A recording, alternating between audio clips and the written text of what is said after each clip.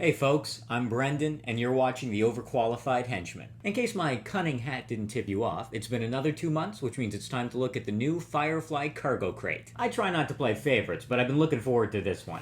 It's the Big Damn Heroes crate featuring the indomitable Zoe Washburne. I must have done good.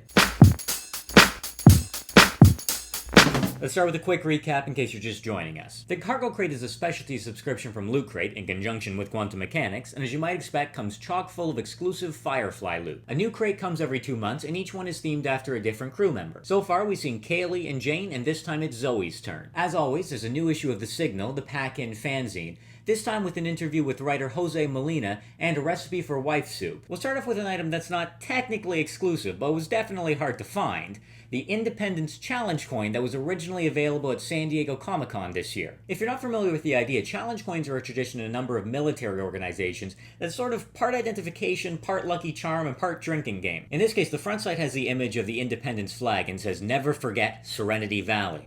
While the rear side has an engraving of Serenity the ship and says, "Keep flying." Challenge coins seem to have become really popular in the last few years as Kickstarter rewards and other fandom merch, but in this case, this actually seems like something the Independents would have handed out in the verse itself, so it makes a lot more sense. Funny story actually, when the crate was delivered, it was left outside my apartment in the hallway, and it's been so hot in Toronto this week that when I got it inside and opened it up, the challenge coin remained warm to the touch for like an hour afterward. Each cargo crate has come with a shipping sticker from a different location in the verse, and this crate was exported from Hera, home of Serenity Valley. I'm still really liking these stickers, and I like that each one has a very different design. Knowing what we know about what went down in Serenity Valley and what it means to Zoe and Mal, the cheerful tone of this sticker is definitely an interesting contrast. Now, unlike the regular loot crates, not every cargo crate necessarily has a t-shirt, but this one does. In this case, it's the Stand Firm design. If you're someone who picks out t-shirt designs the same way you pick out art to spray paint on the side of your van,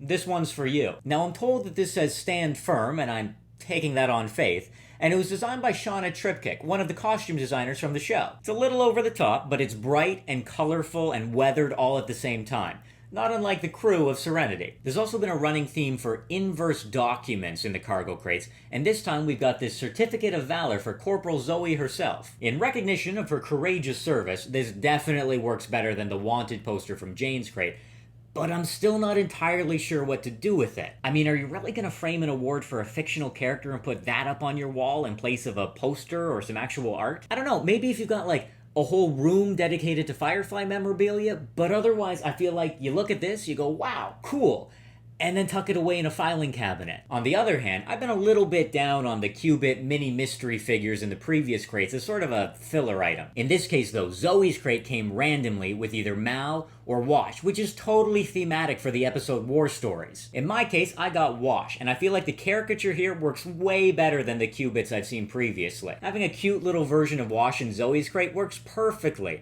Well done. Now, most of the items in the cargo crates are nice if you're a big fan of Firefly, but this journal is just kind of nice, full stop. The cover is faux leather, with a little bookmark worked into the faux binding. The pages themselves have gold leaf along the edges, and beyond that, it's just a perfectly serviceable journal. It definitely feels like a substantial value add for the crate. I'm gonna hold off on the headliner of the crate for just a little longer, and look at the Big Damn Heroes pin. The bright colors of the Independence flag definitely draw the eye, and the dark red letters on the sort of drab gold pop just enough to be nice and legible while still feeling kinda old and worn. I had some concerns about the legibility of the previous pin at a distance, and I don't see that being a problem with this one. It's a subtle thing, but I also feel that completing the quote, adding the "Sir" at the end, makes this clearly a Zoe pin, as opposed to just a generic Firefly pin. Now, the cargo crates have a very clear MVP, and this is it. The Little Damn Heroes Mini Masters Maquettes. I've been impressed with all of these so far, and Zoe here is no exception. The aesthetic here hits a nice balance between realistic and cartoony, and both the sculpt and the paintwork are way more detailed than you might expect. If you look closely, you can see sculpting for everything from the shells on her belt to the buttons on her jacket. That jacket has some really nice paintwork to make it look more like worn leather. We're also reaching the point where seeing these maquettes together, they become more than the sum of their parts. They look great side by side, and I'm really looking forward to completing the whole crew. If I've got one complaint, it's that not only is Zoe significantly shorter than Jane, thanks to her wide stance, she's even shorter than Kaylee, which does not seem right, especially in a cartoony, exaggerated style. Now that's probably not going to bother most people, but it's one of those things that, once I noticed it, was really hard to ignore. Even with that minor complaint in mind, I was still very pleased with Zoe's Big Damn Heroes crate. If you saw my previous Cargo Crate review, you know that I was a little lukewarm on Jane's Bad Guys crate, and this goes a long way to restoring my confidence.